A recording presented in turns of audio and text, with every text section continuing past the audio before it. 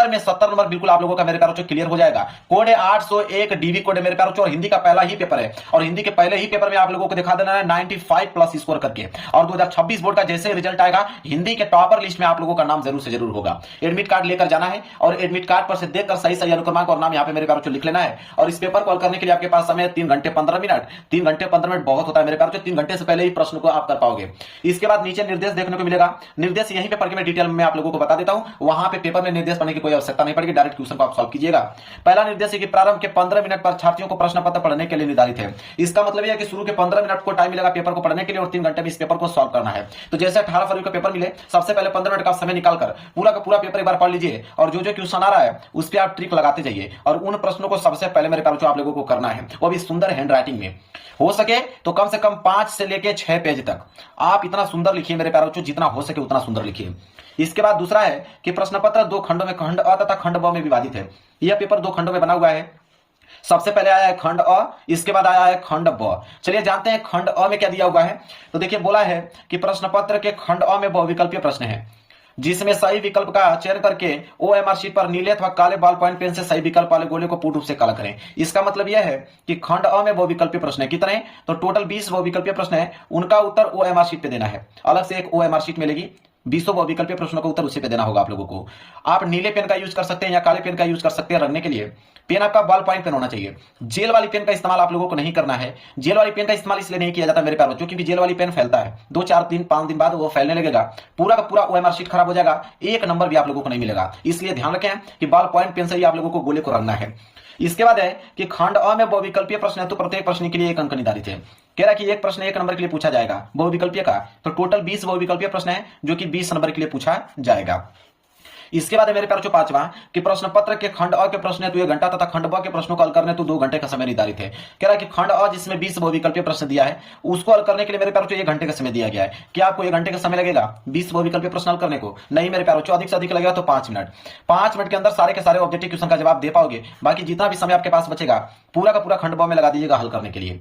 इसके बाद मेरे प्यारे बच्चों लास्ट निर्देश है कि प्रत्येक प्रश्न के सम्मुख उनके निर्धारित अंक दिए गए हैं। मतलब हर एक प्रश्न के आगे लिखा हुआ मिलेगा कि वो प्रश्न 1 नंबर का है, या वो प्रश्न 2 नंबर का है, या वो प्रश्न 4 नंबर का है, या वो प्रश्न 6 नंबर का है। जितना भी नंबर का कोई भी प्रश्न होगा उसके सामने लिखा हुआ मिलेगा। तो यह था निर्देश मेरे प्यारे, निर्देश पूरा डिटेल में पढ़ के मैंने आप लोगों को बता दिया, और पेपर इधर से स्टार्ट हो रहा है। मैं पेपर आप लोगों को पूरा डिटेल में सोल्यूशन कराता हूं। चलिए देखिए पेपर आप लोगों का यहां से स्टार्ट है। सबसे पहले है खंड अ, और खंड अ में सबसे पहले दिया है बहुविकल्पीय प्रश्न। देखिए पहला प्रश्न क्या बोला है, बहुत ही ज्यादा सिंपल प्रश्न है, कई बार इस प्रश्न को मैं करा चुका हूं, वही प्रश्न आया एग्जाम में। कह रहा है कि चिंतामणि के रचयिता है, 1 नंबर के लिए प्रश्न है, और ये बात सबको मालूम है कि चिंतामणि की जो रचयिता मेरे प्यारे आचार्य रामचंद्र शुक्ल जी है। ऑप्शन नंबर सी आप लोगों को दिख रहा है, यही जो होगा बिल्कुल करेक्ट आंसर हो जाएगा। कितना सिंपल प्रश्न पहला ही पूछा है कि चिंतामणि की रचयिता आचार्य रामचंद्र शुक्ल जी है। इसके बाद देखिए दूसरा प्रश्न है कि पंच परमेश्वर कहानी के लेखक है, 1 नंबर के लिए प्रश्न है। तो पंच परमेश्वर कहानी के लेखक इन चारों ऑप्शनों में से कौन है? तो वो है आपके प्रेमचंद्र जी। देखिए पंच परमेश्वर और प्रेमचंद्र जी, इस तरह ट्रिक आप बना सकते हो, प से पंच प से प्रेमचंद्र, इस तरह ट्रिक बनाकर इसको याद कर लो कि पंच परमेश्वर कहानी के लेखक कौन है? प्रेमचंद्र जी है। इसके बाद आप लोगों का तीसरा प्रश्न कह रहा है कि जयशंकर प्रसाद का नाटक नहीं है। मतलब कि 1 नंबर के लिए प्रश्न है, 4 नाटक दिया हुआ है, बता रहा है कि जयशंकर प्रसाद का नाटक इन चारों ऑप्शन में से कौन नहीं है? तो वो आपके लहरों के राजहंस। लहरों के राजहंस जो है वो जयशंकर प्रसाद का नाटक नहीं है। बाकी आपका ध्रुवस्वामी, चंद्रगुप्त, स्कंदगुप्त, ये सभी जो है वो जयशंकर प्रसाद का नाटक है। क्लियर है, समझ में आ गया? याद कर लो मेरे पास, ये प्रश्न आपको छोड़ना नहीं है। चौथा प्रश्न है कि शेखर एक जीवनी उपन्यास के लेखक है, 1 नंबर के लिए प्रश्न है। तो शेखर एक जीवनी उपन्यास के लेखक कौन है? अज्ञेय जी। कौन है? अज्ञेय जी। डी वाला ऑप्शन जो होगा बिल्कुल करेक्ट आंसर हो जाएगा। आगे बढ़ते हैं अगले प्रश्न की तरफ। प्रश्न संख्या 5वां कह रहा है कि अपनी खबर आत्मकथा है, 1 नंबर के लिए प्रश्न है। तो अपनी खबर आत्मकथा है, किनकी आत्मकथा है मेरे प्यारे? अपनी खबर तो वह है आपके पांडे बेचन शर्मा उग्र की। ये वाला ऑप्शन जो होगा बिल्कुल राइट आंसर हो जाएगा। आगे बढ़ते हैं प्रश्न संख्या 6 कह रहा है भूषण किस युग के कवि है? 1 नंबर के लिए प्रश्न है। तो भूषण की अगर हम बात करें तो भूषण जो है रीतिकाल युग के कवि है, इसलिए बी वाला ऑप्शन जो होगा बिल्कुल राइट आंसर हो जाएगा, रीतिकाल। आगे बढ़ते हैं प्रश्न संख्या 7वां कह रहा है कि ललित ललाम रचना है, 1 नंबर के लिए प्रश्न बहुत ही ज्यादा इंपॉर्टेंट है। तो ललित ललाम जो है वो मतीराम जी की रचना है, इसलिए ए वाला जो होगा बिल्कुल करेक्ट आंसर हो जाएगा। अगला प्रश्न है प्रश्न संख्या 8वां, देखिए क्या है, कह रहा है यशोधरा रचना है, 1 नंबर के लिए प्रश्न है कि यशोधरा जो है वो किसकी रचना है? तो यशोधरा की अगर हम बात करें तो मैथिली शरण गुप्त जी की रचना है यशोधरा।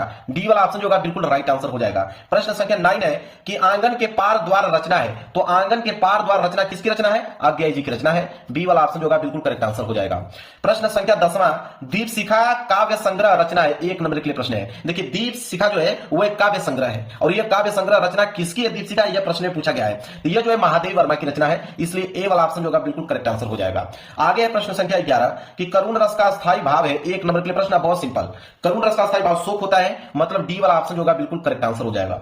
आगे बढ़ते हैं प्रश्न संख्या 12 की तरफ। कह रहा है कि चरण कमल बंधु हरिराई, कह रहा है उपयुक्त पंक्ति में अलंकार है, मतलब किस अलंकार का उदाहरण है चरण कमल बंधु हरिराई, तो ये तो रूपक अलंकार का उदाहरण है, इसलिए सी वाला ऑप्शन जो होगा बिल्कुल राइट आंसर हो जाएगा। आगे बढ़ते हैं अगला प्रश्न की तरफ। प्रश्न संख्या 13 कह रहा है कि यह सममात्रिक छंद है, इसमें 4 चरण होते हैं और प्रत्येक चरण में 24 मात्राएं होती हैं और 11 और 13 मात्राओं पर यति होती है, यह लक्षण किस छंद का है? मतलब यहां पे परिभाषा ही पूछ लिया है, तो यह जो परिभाषा है यह रोला का परिभाषा है, क्योंकि रोला एक सममात्रिक छंद होता है, इसमें 4 चरण होते हैं, प्रत्येक चरण में 24 मात्राएं भी होती हैं और 11 और 13 मात्राओं पर यति लगी रहती है। क्लियर है? चलिए प्रश्न संख्या 14, पर्यावरण शब्द में उपयुक्त उपसर्ग है। अगर पर्यावरण को अगर हम लोग तोड़े, यह टूटेगा परिधन आवरण के रूप में, परिधन आवरण के रूप में टूटेगा पर्यावरण।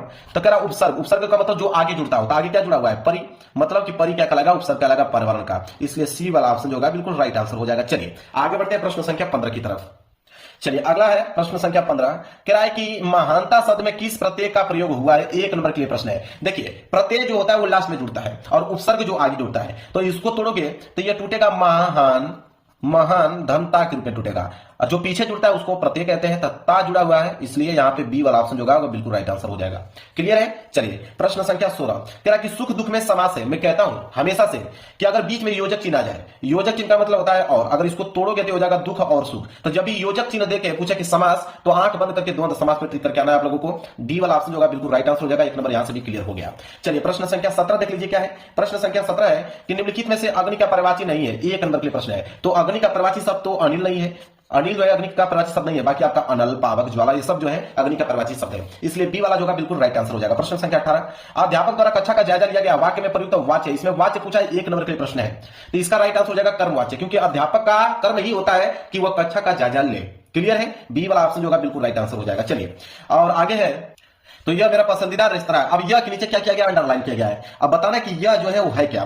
तो यह की अगर हम बात करें तो यह एक सर्वनाम, निश्चयवाचक और पुल्लिंग और एकवचन है, इसलिए बी वाला जो होगा बिल्कुल राइट आंसर हो जाएगा, एक नंबर यहां से भी आप लोगों का क्लियर हो गया। लास्ट प्रश्न बहुविकल्पीय का मेरे प्यारे बच्चों कि तद मतलब स्त्रीलिंग शब्द का सप्तमी विभक्ति बहुवचन का रूप होगा। देखिए तद जो है स्त्रीलिंग शब्द है और इसका आपको बताना है कि सप्तमी विभक्ति और बहुवचन का रूप क्या होगा। ठीक है, तो इसका जो सप्तमी विभक्ति और बहुवचन का रूप होगा तासु। क्या होगा? तासु होगा। बी वाला जो होगा बिल्कुल करेक्ट आंसर हो जाएगा, एक नंबर यहां से भी आप लोगों का फिक्स हो गया। तो बिल्कुल कम समय में मेरे प्यारे 20 के 20 बहुविकल्पीय प्रश्न का उत्तर मैंने बता दिया और 20 में 20 आप लोगों को बिल्कुल सही करके आने हैं, एक भी प्रश्न छोड़ना नहीं मेरे प्यारे बच्चों। अब यहां से स्टार्ट करेंगे हम लोग खंड ब। चलिए देखिए यहां से स्टार्ट हो गया आप लोगों का खंड ब, और खंड ब जो है उसमें वर्णात्मक प्रश्न दिए गए। प्रश्न संख्या 21, 20 के बाद आएगा प्रश्न संख्या 21वां। देखिए क्या बोला है कि निम्नलिखित गद्यांशों में से किसी एक का गद्यांश पर आधारित सभी प्रश्न को उत्तर दीजिए। अब एक गद्यांश आ गया, कितने नंबर के लिए पूछा है? 6 नंबर के लिए गद्यांश दिया हुआ है और यहाँ पे ऑप्शन 2 है, एक आपका क वाला है, कह रहा है कि क वाला नहीं कर पाओगे तो अथवा करके आपको ख वाला दिया गया है, तो दोनों में से कोई एक आप कर सकते हो जो आपको याद हो। मैं आपको उत्तर दोनों का बता देता हूं, आप देख लेना, जो आसान लगेगा उसको याद करके जाइएगा, वही एग्जाम में करके आइएगा। तो चलिए देखते हैं, पहले क वाला देखेंगे। क वाला क्या है कि अश्वारोही पासा है। ममता ने रुक रुक कर कहा, मैं नहीं जानती कि वह शहंशाह था या साधारण मुगल, पर एक दिन इसी झोपड़ी के नीचे वह रहा। मैंने सुना था कि वह मेरा घर बनवाने की आज्ञा दे चुका था। मैं आजीवन अपनी झोपड़ी के खोदे जाने के डर से भयभीत रही। भगवान ने सुन लिया, मैं आज इसे छोड़े जाती हूँ। अब तुम इसका मकान बनाओ या महल, मैं अपने चीर विश्राम गृह में जाती हूँ। अब मेरे प्यारों इसके नीचे 3 प्रश्न है। पहला है कि उपयुक्त गद्यांश का संदर्भ लिखिए, 2 नंबर मिलेगा। चलिए इसका संदर्भ देखते हैं। तो देखिए मेरे प्यारों प्रश्न संख्या 21 में हम लोग क वाला कर रहे हैं और क में भी पहला प्रश्न कर रहे हैं और उसका उत्तर है संदर्भ। तो हम लोग पहले संदर्भ हेडिंग डालेंगे, लिखेंगे कि प्रस्तुत गद्यांश हमारी पाठ्य पुस्तक हिंदी के गद्य खंड में संकलित ममता नामक कहानी से लिया गया है। इसके लेखक कौन है? जयशंकर प्रसाद जी हैं। मेरे प्यार बच्चों किस चैप्टर से लिया गया है? ममता चैप्टर से लिया गया है। इसके लेखक कौन है? जयशंकर प्रसाद जी हैं। बस मात्र 2 ही चीजों का ध्यान रखना है, किस चैप्टर से लिया गया है, इसके लेखक कौन है। ये हो गया आप लोगों का संदर्भ, बिल्कुल यहां से क्लियर, 2 नंबर आपका मिल गया। इसके बाद दूसरा प्रश्न है गद्यांश के रेखांकित अंश की व्याख्या कीजिए, 2 नंबर। जहां तक अंडरलाइन किया गया है, तो अंडरलाइन तो यहां तक किया गया, यहां से स्टार्ट है, यहां पे समाप्त है कि मैं आजीवन अपनी झोपड़ी के खोदे जाने के डर से भयभीत रही। भगवान ने सुन लिया, मैं आज इसे छोड़े जाती हूं, तो अब तुम इसका मकान बनाओ या माल में अपने चीर विश्राम गृह में जाती हूं। इसका मैं व्याख्या करना है। चलिए इसका व्याख्या नोट कीजिए। देखिए दूसरा, इसका व्याख्या लिखेंगे कि प्रस्तुत गद्यांश में लेखक जयशंकर प्रसाद जी कहते हैं, क्या कहते हैं जयशंकर प्रसाद जी, कि जब घुड़सवार ममता के पास आकर रुका तो ममता ने उसे घुड़सवार से बताया कि मैं यह नहीं जानती कि वह व्यक्ति कौन था, लेकिन मैंने सुना था कि वह व्यक्ति अपने अधिकारियों को यह आदेश दे रहा था, ये होगा आदेश दे रहा था कि झोपड़ी को तोड़कर एक अच्छा सा मकान बनवा दिया जाए। मेरे जिस दिन से उसकी यह बात सुनी थी तब से अपनी झोपड़ी के टूटने के डर से भयभीत रही। जिस झोपड़ी में मैंने अपने जीवन के इतने बरस गुजारे हैं वह न जाने कब टूट जाएगी और मैं बेघर हो जाऊंगी, किंतु ईश्वर ने मेरी प्रार्थना सुन ली। अब तक मेरी झोपड़ी सुरक्षित रही। अब जबकि मेरी मृत्यु निकट है और मैं अपनी झोपड़ी को छोड़कर ईश्वर की शरण में जा रही हूं, तब यहां चाहे मकान बनाओ या महल। क्लियर है? बिल्कुल डिटेल में अपनी भाषाओं में मैंने इस व्याख्या को व्यक्त किया है, तो इस तरह आप लोगों को लिखना है। 2 नंबर आपका मिल जाएगा। एक प्रश्न और है तीसरा कि ममता के आजीवन भयभीत रहने का क्या कारण था? 2 नंबर इसमें मिलेगा। तो इसका हम लोग उत्तर लिखेंगे तीसरे का कि ममता आजीवन अपनी झोपड़ी के खोदे जाने के भय से भयभीत रही। मतलब खोदे जाने के भय से भयभीत रही। बस 2 नंबर आप लोगों को मिल जाएगा। पूरा का पूरा तीनों प्रश्नों का उत्तर डिटेल में मैंने बता दिया, नोट कर लो, 6 नंबर मिल जाएगा। अगर ये प्रश्न नहीं करना चाहते हो, क वाला अगर गद्यांश आप नहीं करना चाहते कोई दिक्कत नहीं है, आप ख वाला कर सकते हो। ख वाला क्या है कि कितना जीवन बरस पड़ा है इन दीवारों पर, जैसे फसाने अजायब का भंडार खुला पड़ा हो। कहानी से कहानी बनती चली गई, बंदरों की कहानी, हाथियों की कहानी, हिरणों की कहानी, कहानी क्रूरता और भय की, दया और त्याग की। जहां बेरहमी है वहीं दया का भी समुद्र उमड़ पड़ा है, जहां पाप है वहीं क्षमा के सूता फूट पड़ा है। राजा और कंगले, विलासी और भिक्षु, नर और नारी, मनुष्य और पशु, सभी कलाकारों के हाथे सिरसते चले गए हैं। हैवान की हैवानी को इंसान की इंसानियत से कैसे जीता जा सकता है, कोई अजंता में जाकर देखे। बुद्ध का जीवन हजार धाराओं में होकर बहता है, जन्म से लेकर निर्माण तक। उनके जीवन की प्रधान घटनाएं कुछ ऐसे लिख दी गई है कि आंखें अटक जाती हैं, हटने का नाम नहीं लेती हैं। ठीक है, यह दिया हुआ है आपका गद्यांश। इसके नीचे भी 3 प्रश्न मैं दिखाता हूं आप लोगों को।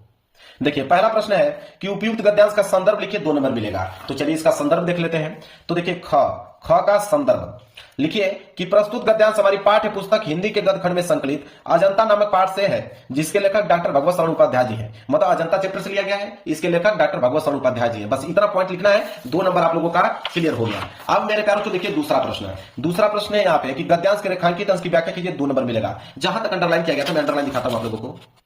तो देखिए, अंडरलाइन यहां तक किया गया कि कितना जीवन बरस पड़ा है इन दीवारों पर, जैसे फसाने अजायब भंडार खुला पड़ा हो।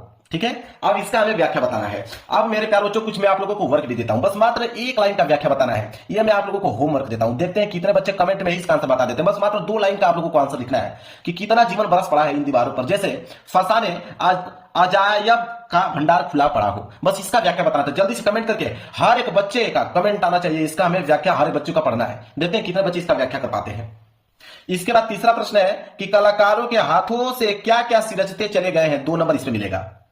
तो देखिए, इसका उत्तर हम लिखेंगे कि राजा और कंगले, विलासी और भिक्षु, नर और नारी, मनुष्य और पशु, सभी कलाकारों के हाथों सिरजते चले गए हैं। 2 नंबर यहां से मिल गया। और उसका व्याख्या का सारे बच्चों का कमेंट आना चाहिए। इसका व्याख्या हमें सारे बच्चों से उम्मीद है कि वो जरूर से जरूर कमेंट बॉक्स में इसका देंगे। बहुत ज्यादा बड़ा नहीं है, सिर्फ 1 लाइन का व्याख्या बताना है। चलिए आगे बढ़ते हैं प्रश्न संख्या 22 की तरफ। देखिए, प्रश्न संख्या 22 क्या है कि निम्नलिखित में से किसी एक पद्यांश पर आधारित सभी प्रश्नों को उत्तर दीजिए। तो 6 नंबर आपको मिलेगा पद्यांश पर भी। ठीक है, इसके नीचे भी 3 प्रश्न है, पहला, दूसरा, तीसरा, 3 प्रश्न है। और इसमें भी 2 ऑप्शन है, एक आपका क वाला है, क वाला नहीं कर पाओगे तो अथवा करके आपको नीचे ख वाला दिया गया है। दोनों में से कोई एक करना है, मैं तो आंसर दोनों को बताऊंगा। और कुछ मैं होमवर्क भी दूंगा, जितने छोटे प्रश्न है उसको मैं होमवर्क दे दूंगा। तो देखिए, क वाला क्या है कि पुरते निकसी रघुवीर बधु, धरी धीर दय मग में डग दवे, झलकी भरी भाल कनी जल की, पुट सुखी गए मधुराधर वे, फिर बुझती है चलो अब के तिक, पर्ण कुटी करी हो कित है, तिय की लकी आतुरता पिय की, अखिया अति चारु चल चल जल चुए। ठीक है, अब इसके नीचे 3 प्रश्न है। पहला एक उपयुक्त पद्यांश का संदर्भ लिखिए, 2 नंबर इसमें मिलेगा। चलिए भाई इसका संदर्भ देख लेते हैं। देखिए, प्रश्न संख्या 22 का यहां पे हम लोग संदर्भ देख रहे हैं। ठीक है, लिखेंगे। देखिए, 22 का यह क वाला है, तो यहां पर लिख दीजिएगा कि 22 का हम लोग क वाला कर रहे हैं। 22 का क है, जिसमें से उसका पहला प्रश्न है संदर्भ कि प्रस्तुत पद्यांश हमारी पाठ्य पुस्तक हिंदी के काव्यखंड में संकलित कवितावली ग्रंथ के वनपथ नामक शीर्षक से लिया गया है। और इसके रचयिता कौन से हैं? तुलसीदास जी हैं। मतलब तुलसीदास जी लिखे हुए हैं और वनपथ शीर्षक से लिया गया है। बस इतना पॉइंट आपको लिखना है, 2 नंबर आपको मिल जाएगा। इसके बाद है श्री राम के नेत्रों से आंसू क्यों बहने लगे, 2 नंबर इसमें मिलेगा।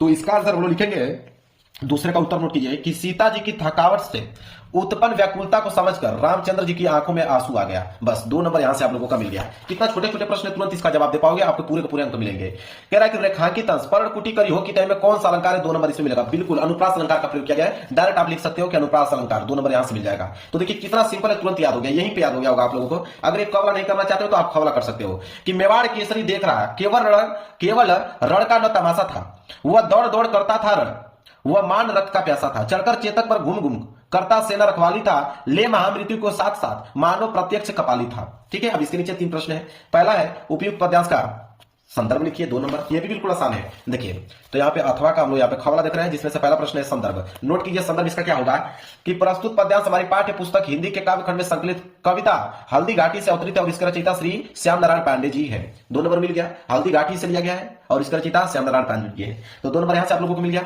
चलिए आगे बढ़ते हैं। दूसरा प्रश्न, मेवाड़ केसरी किसे कहा गया है तथा वह मानसिंह पर रक्त का प्यासा बनकर क्यों टूट पड़ा? 2 नंबर यहां से मिलेगा। तो इसका उत्तर हम लोग लिखते हैं। देखिए इसका उत्तर होगा दूसरे का कि मेवाड़ केसरी अर्थात महाराणा प्रताप केवल हल्दी घाटी के भीषण युद्ध का तमाशा नहीं देख रहे थे, अपितु वे दौड़ दौड़ कर युद्ध भी कर रहे थे। उनके भीषण युद्ध को देखकर ऐसा लग रहा था कि जैसे वो मेवाड़ के सम्मान की रक्षा के लिए अकबर के सेनापति मान सिंह के खून के प्यासे थे। मान लो 2 नंबर यहां से आप लोगों को मिल गया। चलिए आगे बढ़ते हैं। तीसरा प्रश्न, ठीक है, ये तीसरा प्रश्न है कि रेखांकित अंश में प्रयुक्त अलंकार का नाम लिखिए। ठीक है, मतलब ये जो लाइन दिया गया यहाँ पे कि ले महामृत्यु को साथ साथ, मानो प्रत्यक्ष कपाली था, इसमें किस अलंकार का प्रयोग किया गया ये बताना है। तो लिखेंगे यहाँ पे कि मुक्तक, पुनरुक्ति प्रकाश, उत्प्रेक्षा तथा अतिशक्ति अलंकार का प्रयोग किया गया। 3 अलंकार का प्रयोग किया गया, नोट कर लो यहाँ पे। 2 नंबर यहां से फिक्स हो गया। आगे बढ़ेंगे प्रश्न संख्या 23 की तरफ। देखिए प्रश्न संख्या 23 है कि दिए गए संस्कृत गद्यांश में से किसी एक का संदर्भ सहित हिंदी में अनुवाद कीजिए। 5 नंबर मिलेगा। आप संस्कृत का गद्यांश आ गया, तो इसमें भी एक कौला दिया गया है, कौला नहीं कर पाओगे तो अथवा करके आप लोगों का खौला दिया गया, 5 नंबर मिलेगा। 2 नंबर संदर्भ पे, 3 नंबर हिंदी अनुवाद में मिलता है। तो पहले कौला का देखते हैं। कौला है कि ऐसा नगरी भारतीय संस्कृति वाला, देखिए यहां से लेके यहां तक है। ठीक है, यहां से लेके यहां तक है, इसका हमें संदर्भ सहित हिंदी में अनुवाद बताना है। तो चलिए देखिए कैसे लिखेंगे संदर्भ सहित हिंदी में अनुवाद। तो 23वें का क संदर्भ लिखिए कि प्रस्तुत गद्यांश हमारी पाठ्य पुस्तक हिंदी के संस्कृत खंड में संकलित वाराणसी पाठ से उद्धृत है, मतलब वाराणसी चैप्टर से लिया गया। सिंपल। हिंदी अनुवाद की अगर हम बात करें, इसका हिंदी अनुवाद क्या होगा? जो हम लोग ये देख रहे हैं गद्यांश, इसका पूरा का पूरा हिंदी अनुवाद क्या होगा उसको नोट कीजिए। तो इसका हिंदी अनुवाद होगा कि यह नगरी भारतीय संस्कृति और संस्कृत भाषा का केंद्र स्थल है, यहीं से संस्कृत साहित्य और संस्कृति का प्रकाश सभी जगह फैला है। मुगल युवराज दारासिकों ने यहां आकर भारतीय दर्शन शास्त्रों का अध्ययन किया था। वह अनेक ज्ञान से इतना प्रभावित हुआ, वह उनके ज्ञान से इतना प्रभावित हुआ था कि उसने इन उपनिषदों का जो अनुवाद है वो फारसी भाषा में करवाया। बस यहां से 2 नंबर और यहां से 3 नंबर, टोटल 5 नंबर मिल गया। अगर ये प्रश्न नहीं करना चाहते कोई दिक्कत नहीं है, अथवा वाला दिया है आप ख वाला कर सकते हो, कोई दिक्कत नहीं है, इसमें भी 5 नंबर आपको मिल जाएंगे। नागरिक वाला यहां से लेके यहां तक दिया है मेरे प्यारे बच्चों, नोट कर लो, यहां से लेके यहां तक है। ठीक है, इसका संदर्भ सहित हिंदी में अनुवाद बता दूं, आपको मिल जाएगा 5 नंबर। तो चलिए इसका भी मैं सलूशन आप लोगों को बता देता हूं, नोट कीजिए। ख वाला, ख का संदर्भ यहाँ पे हिंदी अनुवाद है। तो संदर्भ नोट कीजिए कि प्रस्तुत गद्यांश हमारी पाठ्य पुस्तक हिंदी के संस्कृत खंड में संकलित प्रभुत्व ग्रामीण पाठ से उद्धृत है, मतलब प्रभुत्व ग्रामीण चैप्टर से लिया गया है। हिंदी अनुवाद की अगर बात करें तो लिखेंगे नागरिक बहुत देर तक सोचता रहा लेकिन पहेली का उत्तर देने में समर्थ नहीं हुआ, तो ग्रामीण से कहा कि मैं इस पहेली का उत्तर नहीं जानता। यह सुनकर ग्रामीण ने कहा यदि तुम उत्तर नहीं जानते हो तो मुझे 10 रुपए दे दो। अतः मलिन मुख वाले नागरिक ने शर्त के अनुसार 10 रुपए दे दिए।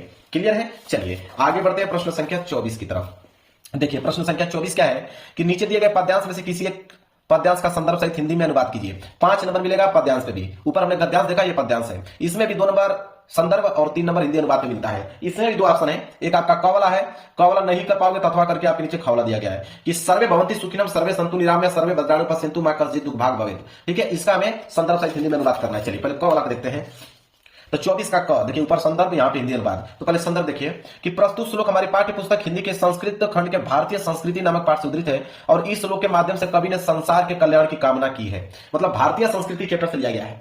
इसका हिंदी अनुवाद हम बात करें तो संसार में सब सुखी हो, सभी निरोग हो, सभी कल्याण देखें, सभी दुख का भागी न हो। बस 5 नंबर आपको मिल गया, 2 नंबर ऊपर, 3 नंबर यहाँ पे उसके अनुवाद पे, 5 नंबर हो गया। चलिए अगर कौला नहीं करना चाहते हो तब माता गुरुतरो भूखे वाला कर सकते हो। ठीक है, अरे भूमे, सॉरी, माता गुरुतरो भूमे, ठीक है, ये वाला कर सकते हो नीचे जो दिया गया है। इसका भी हम 2 ही चीज बताना है, एक आपको संदर्भ, दूसरा हिंदी अनुवाद बताना है। बस 5 नंबर आप लोगों को मिल जाएगा। चलिए इसका आंसर आप नोट कर सकते हो। देखिए अथवा ख वाला, यहाँ पे संदर्भ, नीचे हिंदी अनुवाद दिया हुआ है, नोट कीजिए। संदर्भ में होगा प्रस्तुत श्लोक हमारी पाठ्य पुस्तक संस्कृत भाग के जीवन सूत्राणु नामक पाठ से उद्धृत है, मतलब जीवन सूत्राणु चैप्टर से लिया गया है। जीवन सूत्राणु चैप्टर से लिया गया है। हिंदी अनुवाद की अगर हम बात करें, हिंदी अनुवाद होगा कि माता पृथ्वी से भी अधिक भारी है, पिता आकाश से भी अधिक ऊंचा है, मन जो है वायु से भी अधिक शीघ्र चलने वाला है, तिनकों से भी बहुत अधिक जो है वो क्या है, चिंता है। क्लियर है? चलिए तो संदर्भ और हिंदी अनुवाद दोनों बता दिया गया यहाँ पे। चलिए आगे बढ़ते हैं, दोनों प्रश्नों का उत्तर मैंने बता दिया, क और ख दोनों का बता दिया। अब आगे बढ़ेंगे प्रश्न संख्या 25 की तरफ। देखिए प्रश्न संख्या 25वां है कि अपने पठित खंड काव्य के आधार पर निम्नलिखित प्रश्नों में से किसी एक का उत्तर दीजिए। 3 नंबर आपको मिलेगा खंड काव्य पे, लेकिन खंड काव्य मेरे प्यारों जिला वाइज आता है, जो आपके जिला में पूछा जाएगा वही आपको एग्जाम में करना होगा। कोई दूसरा करोगे तो 1 नंबर एग्जामिनर नहीं देगा। तो आप देख लेना कि आप किस डिस्ट्रिक्ट से बिलोंग करते हो, तो आपके डिस्ट्रिक्ट में कौन सा खंड काव्य पूछा जाता है वही आपको करना होगा। खंड काव्य बहुत सारे हैं, मुक्तिदूत है, ज्योति जवाहर है, अग्र पूजा है, यहाँ पे मेवाड़ मुकुट दिया गया है, इसके बाद जय सुभाष दिया गया है, इसके बाद आप देखोगे तो मातृभूमि दिया गया है, कर्ण दिया गया है, इसके बाद आपका कर्मवीर दिया गया है, इसके बाद आपका तुमुल दिया गया है। इतने सारे हैं, लेकिन आप देख लेना कि आप किस डिस्ट्रिक्ट से बिलोंग करते हो तो आपने कौन सा खंड का पूछा गया है। चलिए आगे बढ़ते हैं। प्रश्न संख्या 26। प्रश्न संख्या 26 का क है कि दिए गए लेखकों में से किसी एक लेखक का जीवन परिचय देते हुए उनके प्रमुख रचना का उल्लेख कीजिए। 5 नंबर आपको मिल जाएगा मेरे प्यारे बच्चों लेखक के जीवन परिचय पे। सारे विद्यार्थियों को जीवन परिचय याद होगा। 3 नंबर जीवन परिचय मिलता है, 2 नंबर रचना पे मिलता है। आप चाहिए तो आचार्य रामचंद्र शुक्ल जी का कर सकते हैं, आपका मन करे तो डॉक्टर भगवत शरण उपाध्याय जी का, इसके बाद जयशंकर प्रसाद जी का। 3 ऑप्शन है, जो मन करे उसको आप कर दीजिए, तीनों ही इंपॉर्टेंट है, तीनों में से कोई करोगे 5 नंबर आपको मिल जाएगा।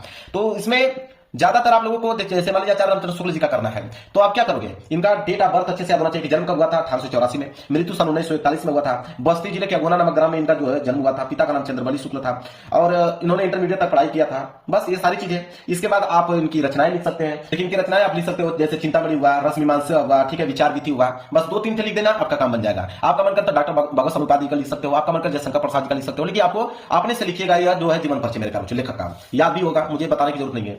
इसके बाद ख वाला दिए गए कवियों में से किसी कवि का जीवन परिचय देते हुए उनके प्रमुख रचना को उल्लेख कीजिए, 5 नंबर मिलेगा। तो कवि का भी आप लोगों का जीवन परिचय याद ही होगा, आपको गोस्वामी तुलसीदास का याद ही होगा, रसखान जी का याद ही होगा, सुमित्रानंद पंत जी का, मैथिली शरण गुप्त जी का। आपके पास ऑप्शन 4 है, जिनका याद होगा कोई एक कर लीजिएगा, आपको 5 नंबर मिल जाएगा। याद रहे 3 नंबर जीवन परिचय पे, 2 नंबर रचनाएं पे मिलता है। चलिए आगे बढ़ते हैं। प्रश्न संख्या 27 कि अपने पाठ्य पुस्तक में से कंठस्थ को एक श्लोक लिखे जो इस प्रश्न पत्र में न आया हो, 2 नंबर मिलेगा। कोई एक ऐसा श्लोक लिखना है जो इस पेपर में न आया हो, ठीक है, पेपर में जो आया रहेगा उसको अगर लिख दोगे तो क्या होगा, 1 नंबर आप लोगों को नहीं मिलेगा। तो चलिए मैं एक श्लोक आप लोगों को बता देता हूं, वो नोट कर लो, ठीक है। ये पहला श्लोक है यहाँ पे मेरे प्यारे बच्चों, आप इसको नोट कर लो, आपको नंबर मिल जाएंगे 2 नंबर, इसको नोट कर लो। और देख लेना किताब में कोई सिंपल सा है तो उसको याद कर लेना, जो इस पेपर में बस ना आया हो, कोई अलग से आप लिख सकते हो, कोई दिक्कत नहीं है। इसके बाद प्रश्न संख्या 28 कह रहा है कि निम्नलिखित में से किन्हीं 2 प्रश्न के उत्तर संस्कृत में दीजिए, 2 नंबर मिलेगा। 1, 2, 3, 4 आपके पास ऑप्शन 4 है, ठीक है। अकेले 2 ही प्रश्नों का उत्तर आपको देना है संस्कृत में, तो मैं 3 प्रश्नों का उत्तर दे देता हूं, एक पहले का, एक दूसरे का, एक तीसरे का। तीनों का उत्तर मैं बता देता हूं, यहां पे लिख के लेकर आ गया हूं मैं, ये पहले का उत्तर है, ये दूसरे का, ये तीसरे का। तीनों का सीरियल बाय सीरियल लिख के आया हूं, नोट कर लो, कोई 2 ही करना है आपको, ठीक है। चलिए प्रश्न संख्या 28 कंप्लीट। प्रश्न संख्या 29 की तरफ बढ़ते हैं। चलिए प्रश्न संख्या 29 है कि निम्नलिखित में से किसी एक विषय पर निबंध लिखिए, 7 नंबर आपको मिलेगा, ठीक है। किसी एक विषय पे आप लोगों को निबंध लिखना है, या तो आप देश प्रेम पे लिख सकते हो, या तो आप आतंकवाद की समस्या और समाधान पे लिख सकते हो, या तो प्रदूषण और मानव जीवन पे लिख सकते हो, या तो आजादी का अमृत महोत्सव है उस पे आप लिख सकते हो। तो जो आपको याद हो मेरे प्यारे बच्चों उसको आप लिख सकते हो। मैं एग्जाम्पल के तौर पर मेरे प्यारे बच्चों आप लोगों को बता देता हूं देश प्रेम पे, मैं देश प्रेम पे बता देता हूं, आप इसको नोट कर सकते हो। देखिए जब भी आप देश प्रेम पर निबंध लिख रहे हो, चाहे किसी का निबंध लिख रहे हो, आप रूपरेखा लिख लो। रूपरेखा में आप कौन कौन सी हेडिंग बनाने वाले हो, प्रस्तावना, स्वदेश का अर्थ क्या है, स्वदेश प्रेम का वास्तविक स्वरूप क्या है, स्वदेश प्रेम के उदाहरण क्या है, उपसंहार। बस 4, 5, 6 हेडिंग आप डालो और उसमें आप निबंध को समाप्त कर दो। जैसे पहले हेडिंग है प्रस्तावना, लिखो कि माता और जन्मभूमि की गरिमा स्वर्ग से बढ़कर है, जिस धरती की गोद में हमारे शरीर का पालन पोषण हुआ है उसके प्रति लगाव होना स्वाभाविक है। अपने देश के लिए हमें कुछ ना कुछ त्याग अवश्य करने चाहिए। सच्चा सुख तो उसी मनुष्य को मिलता है जिसके हृदय में देश का प्रेम सागर लहराया करता है। बस यह प्रस्तावना के रूप में लिख लो। दूसरी हेडिंग है स्वदेश प्रेम का अर्थ क्या होता है, कि स्वदेश प्रेम से तात्पर्य देश के लिए मर मिटना ही नहीं बल्कि अपनी सेवा द्वारा देश के आर्थिक, सामाजिक, सांस्कृतिक आदि विभिन्न पक्षों का विकास करना भी है। इससे प्रत्येक कार्य जिससे स्वदेश का हित होता है स्वदेश प्रेम का प्रतीक है कि जो व्यक्ति जिस पद पर है, ठीक है, यदि वहां पर देश के हित का काम करे तो देश की क्या होगा, उन्नति भी होगा। फिर तीसरा हेडिंग है स्वदेश प्रेम का वास्तविक स्वरूप क्या है। लिखो स्वदेश प्रेम हमें अपने देश को आगे बढ़ाने तथा दूसरे देशों से अपनी रक्षा करने के लिए दाल का काम करता है। वह हमें त्याग एवं बलिदान का पाठ पढ़ाता है। देश की सुरक्षा के साथ वहां की सामाजिक एवं सांस्कृतिक सुरक्षा की ओर ध्यान दिलाता है, ठीक है। इसके बाद हेडिंग अगली रहेगी स्वदेश प्रेम के उदाहरण, ये हेडिंग है स्वदेश प्रेम के उदाहरण। इसके बाद लिखोगे इसमें कि सीमा और सैनिकों का शहीद होना स्वदेश प्रेम का उदाहरण है। खेत में काम करते हुए देश की खाद्यान्न व्यवस्था को उच्च बनाए रखना किसानों का स्वदेश प्रेम है। अपने देश की आजादी को बरकरार रखने में मदद करना स्वदेश प्रेम है। एक साहित्यकार द्वारा अपनी रचनाओं द्वारा लोगों में साहस भरना स्वदेश प्रेम का क्या है, उदाहरण है। इसका लास्ट हेडिंग आप डालिएगा उपसंहार, लिखेगा आज हमारे देश में स्वतंत्र सदियों गुलामी के बाद हमें आजादी मिली है। हमें इस आजादी को अपने आने वाले पीढ़ियों के लिए सुख और समृद्धि का स्रोत बनाना चाहिए। यह तभी संभव है जब प्रत्येक नागरिक में स्वदेश प्रेम की भावना जाए, जिससे हम आजाद सदियों तक रह सके। क्लियर है, बिल्कुल आसान शब्दों में मैंने स्वदेश प्रेम के निबंध आप लोगों को लिख के दिखा दिया। इसके बाद है प्रश्न संख्या 30। प्रश्न संख्या 30वां है कि रेलवे के महाप्रबंधक को एक शिकायती पत्र लिखिए जिसे टिकट निरीक्षक द्वारा किए गए अभद्र व्यवहार का उल्लेख हो। 4 नंबर मिलेगा। अगर प्रश्न नहीं करना चाहते हो तो अथवा करके है कि राज्य परिवहन निगम के मुख्य प्रबंधक को बस चालक के प्रशंसनीय व्यवहार का उल्लेख करते हुए शिकायती पत्र लिखिए। तो मैं नीचे वाला आपको बता देता हूं, 4 नंबर आपको मिल जाएगा। चलिए देखिए कैसे लिखोगे। सबसे पहले लिखोगे प्रिय मुख्य प्रबंधक, कमा लगाओगे, डेट यहां पे लिख लीजिएगा, लिखिएगा सेवा में मुख्य प्रबंधक राज्य परिवहन निगम, इसके बाद डालिएगा विषय, मतलब किसके बारे में लिख रहे हो या पत्र लेखन। लिखोगे बस चालक के प्रशंसनीय व्यवहार के संबंध में। लिखोगे महोदय महोदया, दोनों में से कोई एक होगा। लिखेगा मैं, यहाँ पे अपना नाम लिख दीजिएगा, फिर अपना पता लिख दीजिएगा, यहाँ का निवासी हूं। मैं आपको सूचित करना चाहता हूं कि हाल में मैंने, यहाँ पे डेट लिख दीजिएगा कि इस डेट को बस संख्या लिख दीजिएगा, मैं यात्रा की थी।